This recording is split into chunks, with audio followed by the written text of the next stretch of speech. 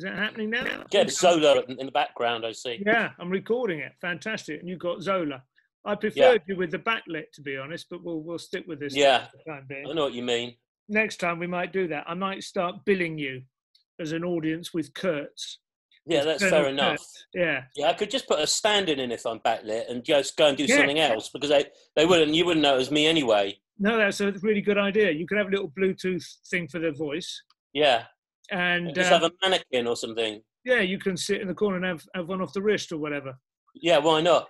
Why not? Yeah. I mean, that's what I'd be doing now anyway if I wasn't doing this. So it's funny, isn't it? Beforehand, you said to me, any guidance on swearing and obscenity, and I was like, yeah, let's keep it reined in. And I've immediately gone for a wank joke. Yeah, that took about a minute and a half, that one. So you're doing well. That's nerves. I'm going to put that down to nerves because I'm fair enough about the whole thing going well. So I'm joined by Daniel Solomon, who this isn't I'm the 537th professional comedian in this country to start his own podcast, and so pretty late to the game, as you can imagine. Yes. And you are literally my first guest. So right. My USP, my unique selling proposition, is that I speak to non-celebrities. I don't speak to other comedians. I'm not going to be speaking to Stephen Fry or Richard Herring or Stuart Lee. Or just other people who have podcasts, which is basically what happens. It's very much like jazz was in the 1950s. It's just like you play on my date, then I play sax on your date. Yeah. Instead, I'm going to be. I do have a podcast. Oh, you have one? Yes. So maybe I should go. You don't know about my podcast? I didn't know that you had one. Yeah, no, I review lesbian porn films. Oh, no, I know about that. You know about that one. So sorry, carry on. Yeah. No, I meant a sort of comedy podcast. Yours, that's. Oh no. This is just that's like an industry podcast, isn't it? Yeah. Quite specialist, and a Pornhub paying you for that now. They do, yeah. I mean, it's not as big as it was, pre-corona, like everything else. It's taken a hit. Well, Pornhub are rolling out their what used to be their subscriber-only stuff is free now, isn't it? Whereas me, exactly. I've got a Patreon. I'm trying to get people to cough up £2 a month.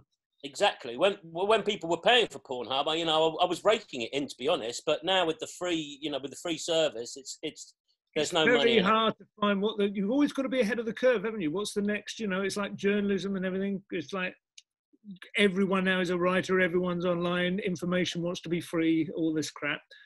Absolutely. Well, how am I supposed to leverage my 30 years experience of lesbian porn? And that's right. I mean, I'm doing it for love now. Yeah. I mean, I used to do it for money, but I just do it because I love it now. And I don't miss the money, isn't there? After 30 years, it's amazing that you love it more than ever, if anything. I know, it's incredible. It's incredible. There is no end to it. I mean, especially at the moment I think a lot of people are quite anxious and nervous and tense with the situation. And there's nothing better than lesbian porn to sort of calm you down. Unless, ironically, you are a lesbian. That's the funny thing, isn't it? It's almost entirely enjoyed by heterosexual men of a certain age, lesbian porn. That's true. That's true. You'd have to get on a lesbian and maybe next time on your podcast. And get one on the podcast. Yes. Get on a lesbian. That would be... No, get one on the podcast. Yeah. Just, okay. Maybe next time round. Yeah, I do have one or two, that I could turn to on that. And I'd be very interested to know... I'm sorry, I'm just going to turn off the old mail function there. I'd be very interested to know what their what porn maybe they watch people like you in porn. Maybe. I do actually. That's one of the reasons why I put a elastoplast over my camera, because I really do not want lesbians watching me at all. I mean, this is really why I do it. And I suggest everyone does that. I mean, you do not want that. I'm trying to think if I've ever been watched while doing anything sexual. I used to get a little bit of a frisson, if I'm honest. That thing of getting in a shop doorway in Hanway Street. that around the back of Tottenham Court Road. I do know Hanway Street. The little passage, it goes back by the flamenco Primark. bars are in the. I know there. Yeah, there was something. We had a wank down Hanway Street. It's just sort of seedy area where you could have a bit of a snog in a doorway. Yeah. You know what I mean? And I quite like the fact that passers-by might be sort of just seeing how far I was going to get. Do you know what I mean? Sort of minor dogging. Sort of dogging, yeah. Sort of puppying, you could call it. Yeah. Pre-auto-vehicular dogging. Yeah, just yeah. sort of Victorian style. Yeah, yeah, I get you. Hanway Street's ideal. Yeah, it really was. In the West End.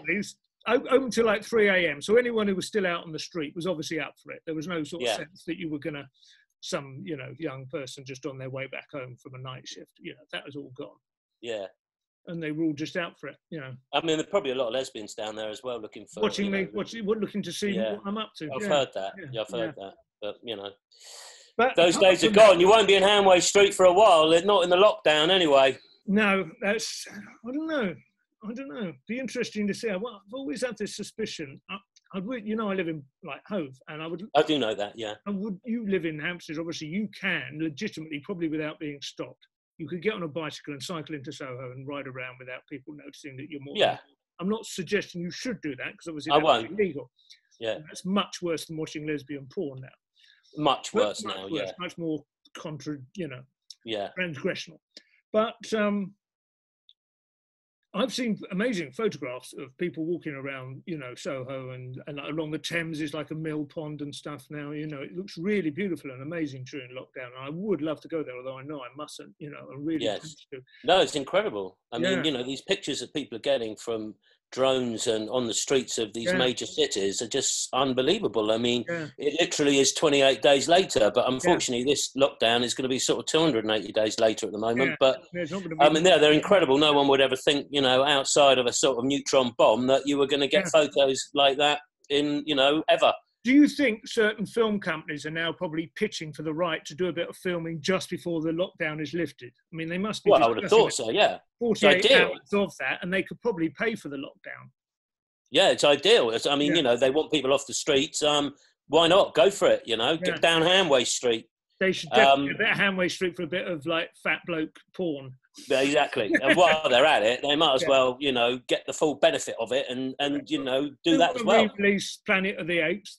Planet of the Apes was set in San Francisco, wasn't it, the most recent? You know, I'm not a big fan of the apes. I never got into the apes, really. But I don't know where it was set. In this, it was only, I mean, the first ones were whatever, they were just in the desert, but the remake with the more convincing apes.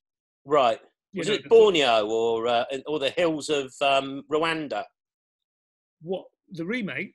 Yeah, I mean, that's where these animals live, isn't it? No, they had, in the original, you know, where Charlton Heston goes into space and then comes back due to, they try and use that idea of Einsteinian physics, that when you go out into outer space, you don't age as fast as as the planet, you know, plus he's in suspended animation, and then they come back and he doesn't realize he's on Earth. He thinks he's on some weird desert planet, right? But it's actually just like Joshua Park or whatever, Joshua Tree Park, and then they make their way, and he ends up, doesn't he? Remember the last scene, he's on the beach and they go around the corner of the rock and there's the Statue of Liberty, right, face down in the dirt, right? Yeah. And or rather, she's like she's actually standing. Well, the meme, isn't there, with the ape whispering in his ear, and then, you know, you've presumably seen. He goes, "Get your hands off me!" That one. Get your hands off me, you goddamn filthy ape! And that's the first time an ape has heard a human speak, because normally they've lost the power of speech. Anyway,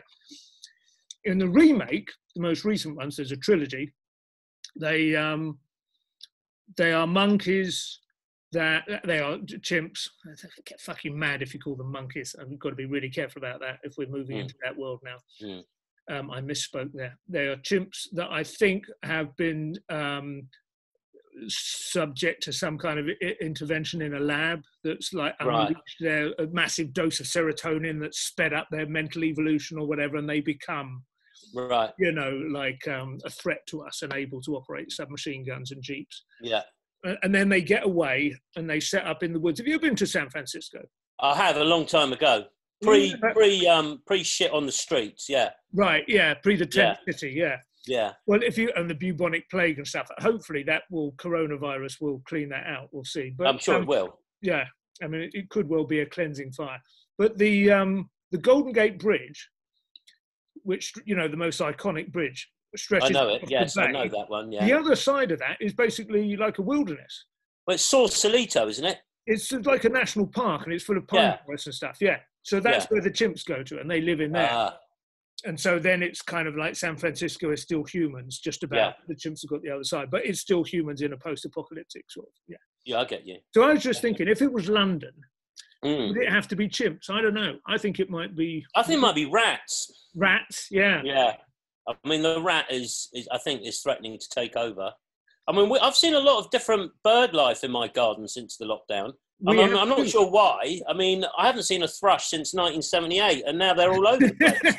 I don't know why. They've suddenly come out of the woodwork. Or, I mean, well, out of trees, I would have thought. But I've seen sparrows. I haven't seen them for a long time. No. And I even saw a cheetah. I mean, that is extremely rare.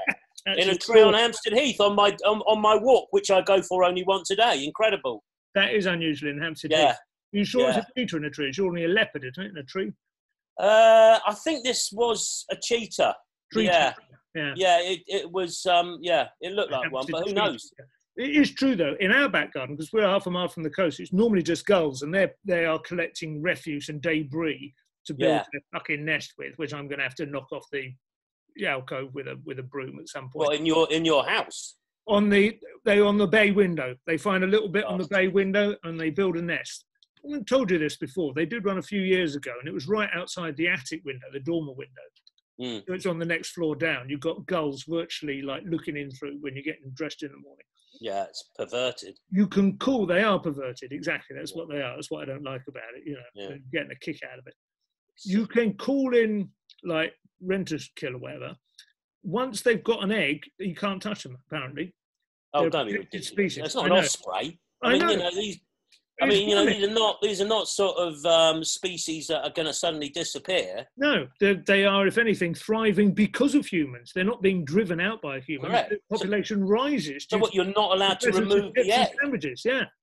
He said, and this is really interesting and cruel, he said the only thing you can do legally is you can drip paraffin on it, which will then seal it, and the bird inside will suffocate because eggshell is porous and oxygen gets in normally, and they need that. But they need the oxygen to survive. So you can drip like a varnish onto it, basically. I think a hammer would be quite good. I would have thought that was a much more straightforward. Yeah.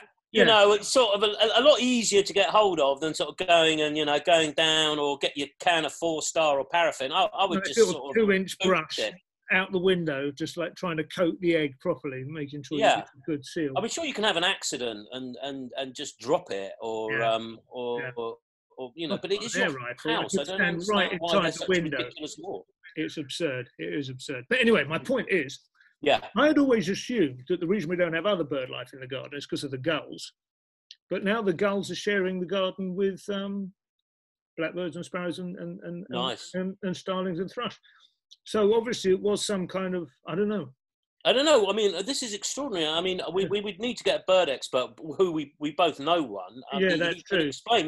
Maybe he could be your next guest and you could go over this in detail, because this is a fascinating nature situation going on. Apocalyptic kind of crossover, Yeah.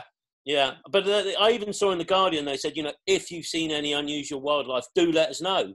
I will have to make sure Wolfie, who you're referring to, Steve Wolfenden, known as Wolfie, I will have to make sure that he doesn't already have a podcast.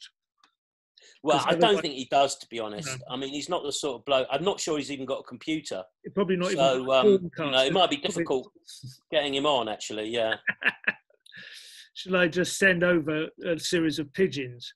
Yes, that would be the ideal method of doing it, because obviously, I mean, he would certainly take them in and deal with it. Yeah. You can ask him about the seagulls as well. I mean, he would. He might. Would know. You know what? He might regard, messaging via pigeon as a sort of abuse of pigeons. I don't know. I think it gives them a bit of exercise, especially in the lockdown. We've all got to get out. I mean, the pigeons have got to get out too. Sense of purpose. Yeah. Dogs like it. Pigeons probably do too. So, okay. I mean, there must be a lot less rubbish around for the pigeons to eat. I mean, there's no one in London giving them any food. This is exactly what's happening with the gulls. The gulls are on a much better diet now. They're being forced to actually fish for a fucking change. Exactly. Herring gulls instead of litter gulls, which is what they've been for generations now. Yeah. Exactly. Do what you're supposed to do and get in the water, pick your fish out and stop nicking people's chips. No more following Eric Cantona around. Correct. Correct. 3 subjects which I regard you as a specialist in, which I want to ask you about. First of all, sport drought, obviously, as a result. What are your workarounds? Well, Belarusian football, which I believe is going ahead. I haven't been watching any of it. I mean, I just spoke to a friend of mine who I'm a Chelsea season ticket holder. I've just been speaking to another friend of mine who's sit with at Chelsea, and we haven't watched any sport. And not only that, we can't understand why there's so much about sport or the lack of it. I mean, players not, why suddenly footballers not being paid or not agreeing to take a pay cut? What sort of relevance does that have? Is it just because there is no sport and they need to fill up sport papers with something so you have a go at footballers? Oh, is that where it's going?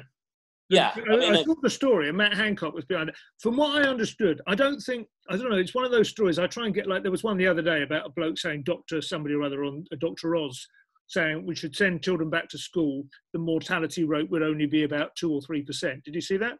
Yes, I did see that. Right, and that wasn't what he said at all. What he said was the mortality rate countrywide would increase by about 2 or 3% of about 2 or 3%. The total. Yeah, exactly. So it was like much, but these things get immediately picked up and they, exaggerated it.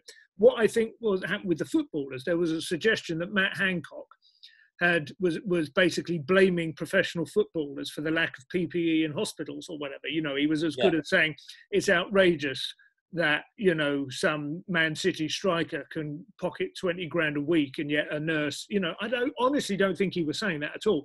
I think what he was saying, correct me if I'm wrong, was it's outrageous that Man City are like trying to claim, furloughing expenses, to keep their cleaners on the staff from the government. They want the taxpayer to pay their cleaners' bills. Yeah.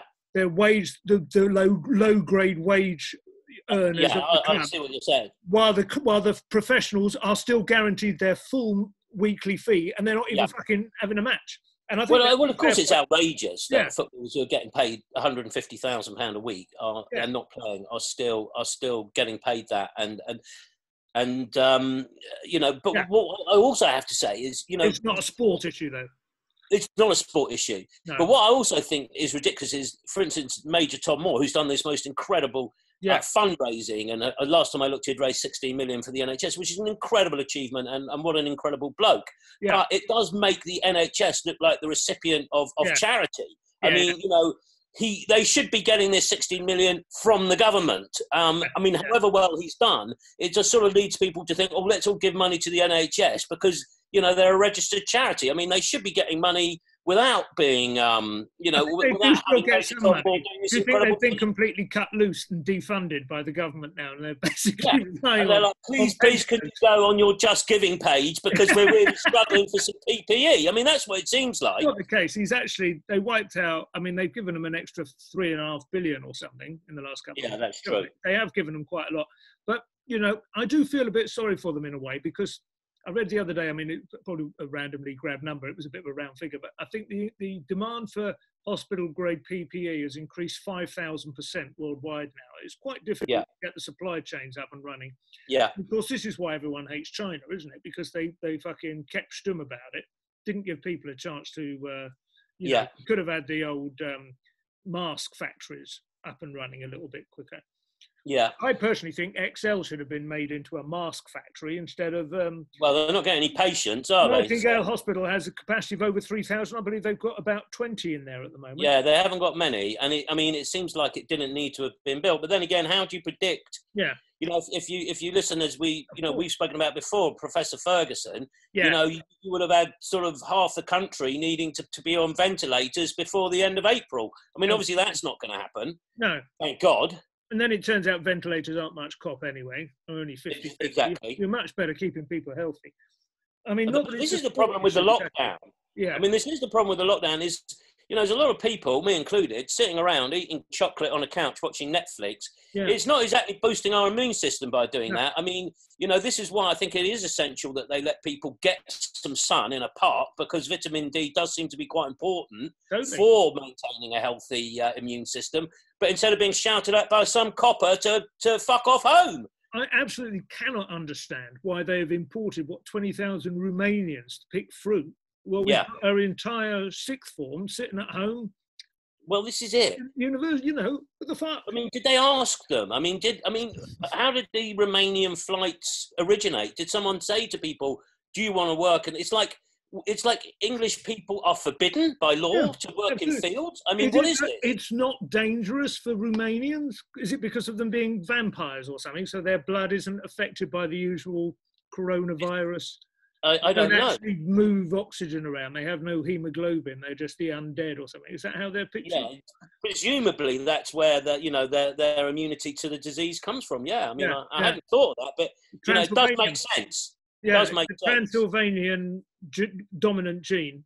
Yeah, you have to be careful you get the right ones. Yeah.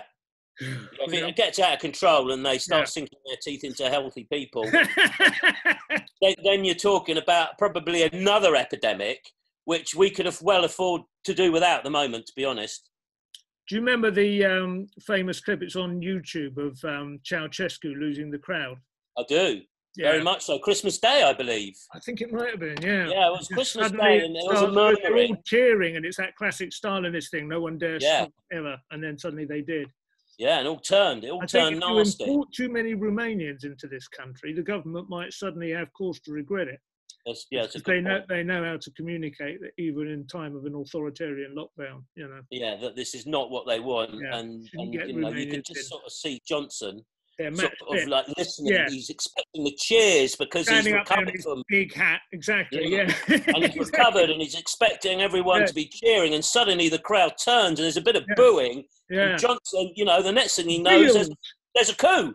That look of incomprehension on his face, but his wife has clocked it that bit earlier. Yeah. The wife, Mrs. Ceausescu got it early doors. Yeah, yeah, interesting. Right, well, they didn't end up too never seen her live again. I think, was he?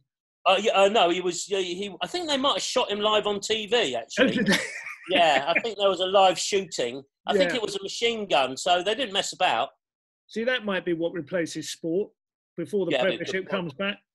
Yeah, live lynching of senior government members and spokesmen for Public Health England. Yeah, I could think of a few. It would be no fun killing Whitty, would it? No, Whitty, I've got respect for Whitty. I mean, I don't mind the scientists. I mean, Matt Hancock and his badge. I mean, is that for real? I mean, his little Blue Peter badge. I mean, we're going Ben Fogan and Let's Cheer the Queen, isn't it? It's like, it's not reading the room. There's nothing fundamentally wrong with people getting a little badge or a medal or something at the end of a hard one, but it's not what you give them to kind of keep them going in the midst of the fucking conflict, is it? No. I mean, it's a different... Yeah. Like sort of latex gloves would be more useful, and sort of gowns. Shouting, right, lads, I want you to take on that machine gun nest. I realise I'm arming you only with a shovel and this rubber truncheon. Yeah, but there's a medal in it for you. I tell you, your name will go down in the history books. You will be mentioned in dispatches, even as they're in the annals out of the tree. Yeah, you do that. The bloke does it, and then afterwards, medals are dished out accordingly. Yeah, it's a bit tone deaf, that. I mean, I feel a bit sorry for Matt Hancock, Dominic Raab, all these people. Obviously, they're really equipped to deal with this. Very few people are. But, I mean, I think Merkel's looked pretty good.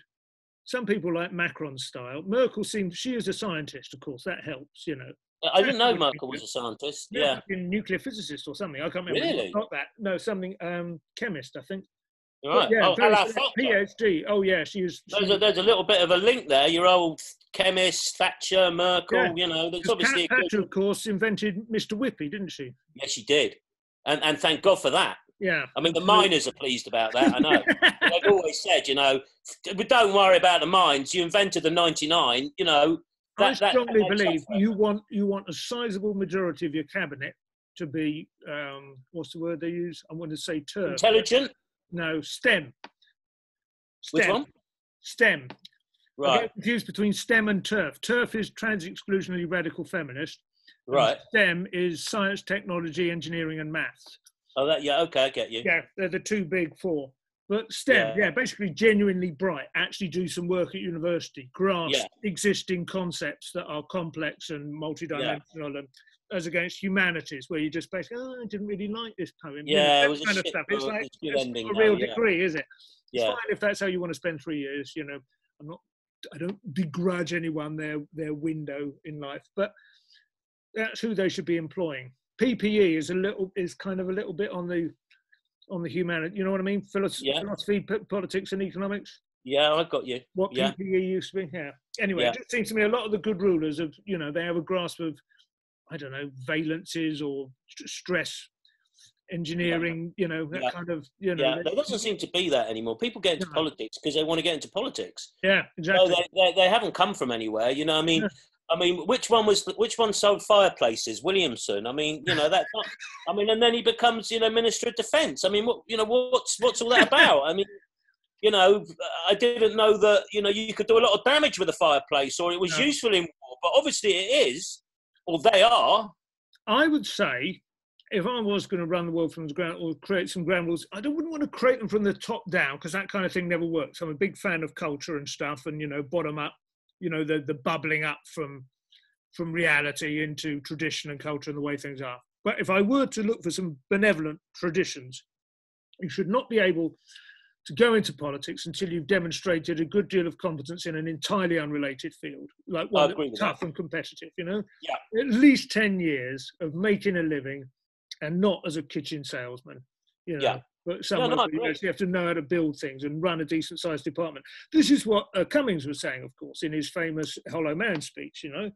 We draw our cabinet from the worst possible field. They're all elected MPs who are, by definition, people who are good at self-promotion, social media, that kind of shit, and have demonstrated no other competence, you know? Never run a $5 Well, I was very surprised. Budget. I was very surprised with.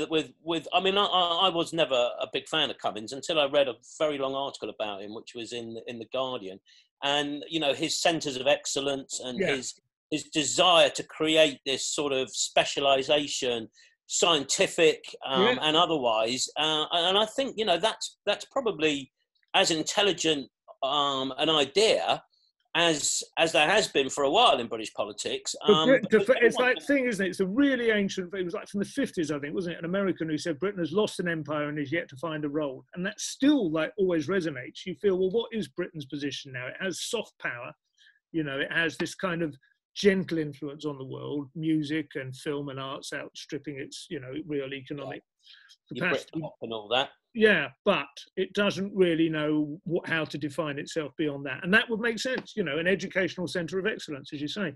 You've got Cambridge, you've got the life sciences department there as well as the university. Absolutely. The private sector of education is a massive export business in this country. Absolutely. Well, it was before coronavirus, and none of the foreign students are going to come back. And that's very interesting. A lot of these places are going to suffer because of that. But they are, and the reputation, and a lot of children, I suspect. I think a lot of influential. I'm not saying rightly or wrongly, but I think a lot of influential parents who have their children at private schools, where they will realise they've been sharing dormitories and so on, and living spaces with clusters of virus carriers that have come back from a half-term holiday, you know, from anywhere around the world, whether it's Italy or China or whatever that was ahead of us in the curve. It's quite a niche and specific incidence of the globalization that isn't discussed very much, but these people can be very influential and powerful.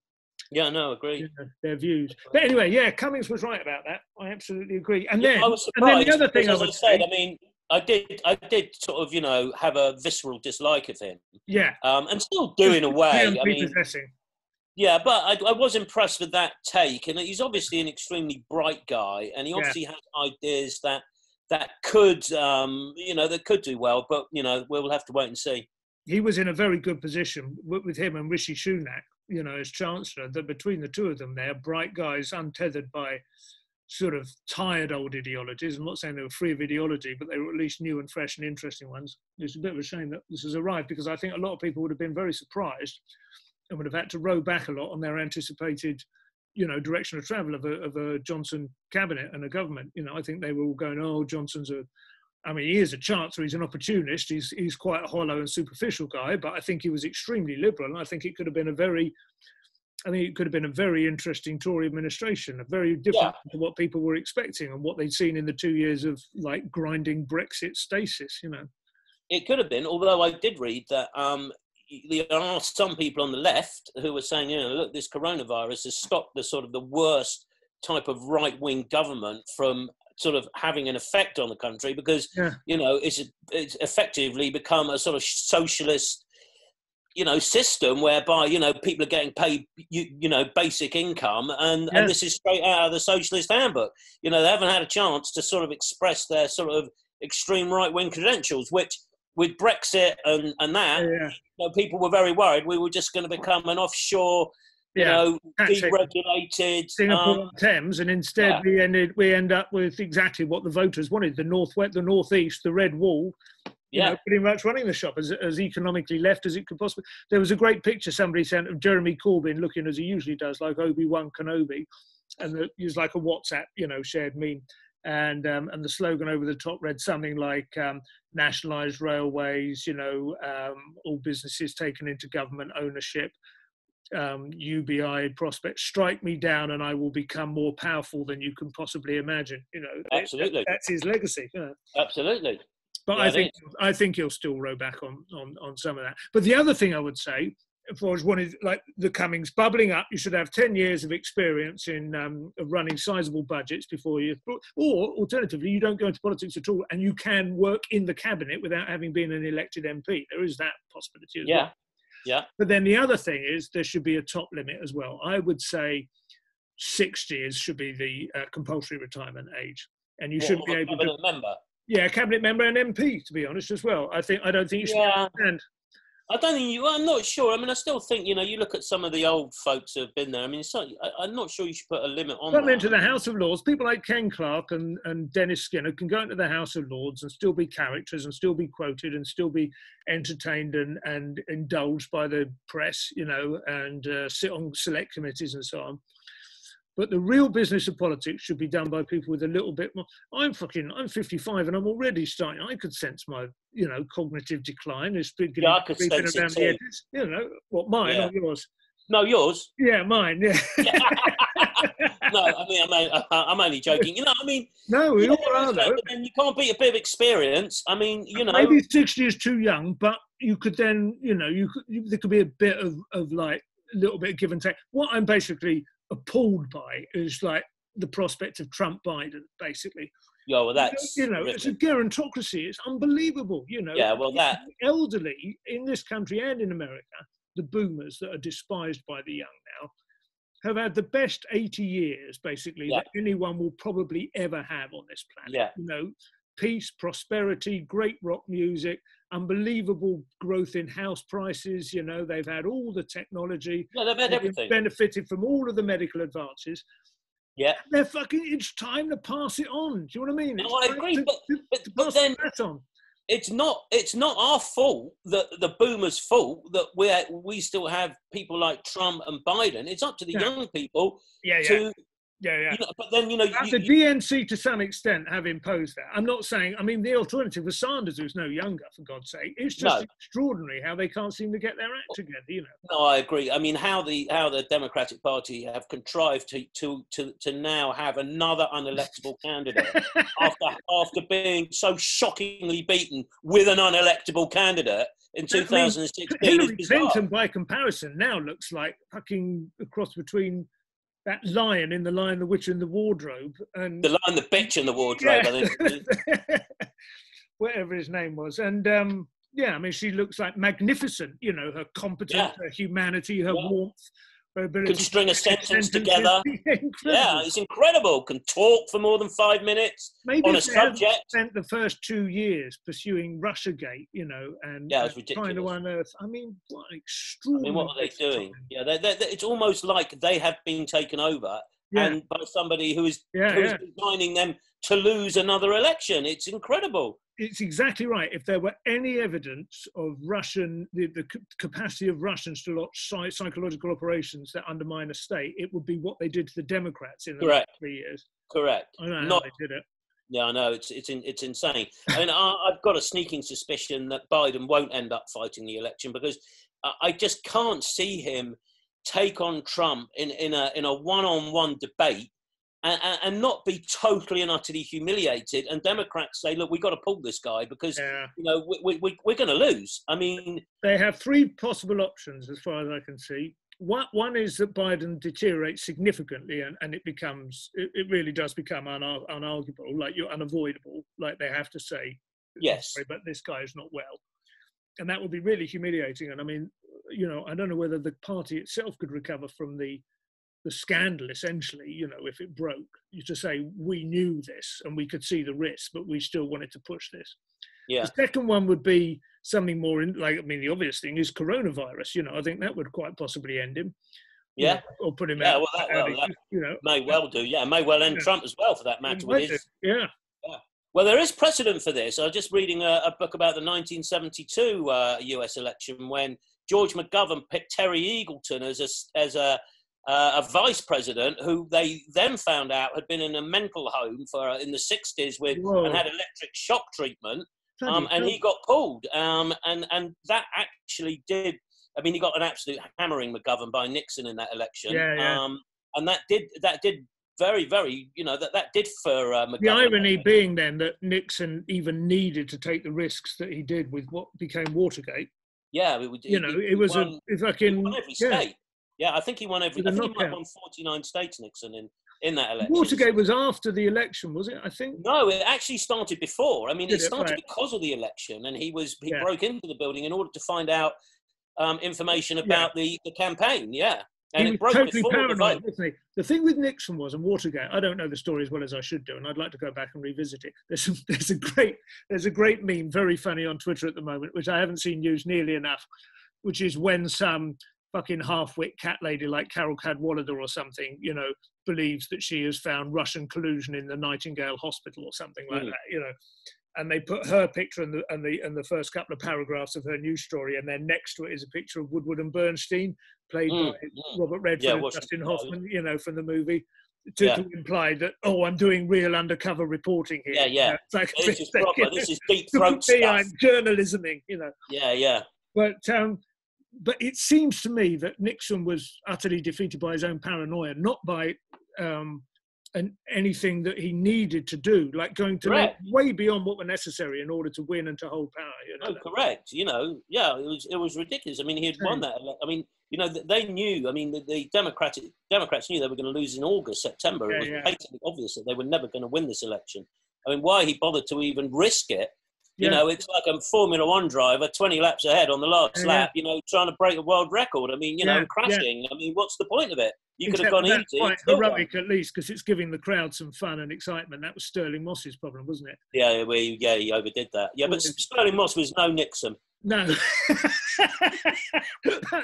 there's one takeaway from this podcast, is that there were significant psychological differences. Very different people. Very different. Although, interestingly, Nixon was a mad fan on American football. And he knew his American football as well as anybody. I mean, he was a real expert on it. I mean, he loved his sport. But not wrestling, ironically.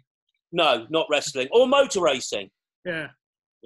What I liked, there was a great book called The Language Instinct by Steven Pinker. I haven't finished it yet, but it's about the puzzle about whether language is kind of baked in and how is it that little babies can learn new languages almost like in a couple of years, and all this kind of really interesting subject. And one thing, it starts one chapter with a long transcript from one of the meetings that Nixon himself recorded in his Oval Office. He was secretly recording his own conversations with his own allies, his own guys, and they're discussing what measures might be appropriate to take in terms of his current paranoia, whether to break into the hotel or whatever. But clearly none of them want to actually say words like Watergate or shoot or steal or thief. So they're all just kind of working, just like, it's like you couching the terms in such vague non-generalities, that none of them are going to be liable. And yet he says, if you read it without knowing what the background is or the context, it's just utter gibberish, They had this ability to... well, it's almost like... Yeah, it's almost similar to someone talking to their drug dealer about what drugs they want on the phone and not actually mentioning. So they go, can I have 14 Diana Ross records? Yeah. And, and people are going... You just go, you remember what I had last time, but a bit more. Yeah. That was good, but not the other stuff. Yeah, exactly. And not actually saying any words. I think, it was quite a similar type of... Do you remember a guy, just going off, but I don't remember, I think this was earlier than 72, a guy called Barry Goldwater? Yeah. And he was accused, he was a Republican, right? And he was thought to be the start of what became the new right that was Reagan. Correct. I think he was like, after the Second World War, and certainly after Kennedy's great sort of like reimagining of the, I can't remember which order this was in. I think he stood against Johnson in 64. Yeah, he did.